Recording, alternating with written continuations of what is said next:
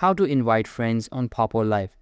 Hey guys, in today's video, I'm going to show you how to invite friends in the Pop Live app. So make sure to watch this video till the end and let's get started.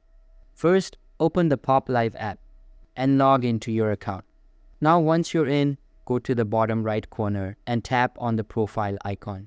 You'll be taken to your profile page. On the right side of the screen, you'll see an invite button. Tap on that invite button to proceed. Now you'll be taken to the invite page where it shows you the rewards or benefits for inviting friends. At the bottom of the screen, tap on the blinking Invite Now button. You'll now see 4 invitation templates to choose from. Select any template you like. Then tap Share under that template. Now choose how you want to send the invite, whether it's through Messenger, WhatsApp, Instagram, or copying the link. If you want, you can simply tap Copy Link and paste it into any chat or app you prefer. Once your friend joins using your invite link, you'll both benefit from the referral. That's all for the video. If this helped you out, make sure to like and subscribe to the channel. Thanks for watching.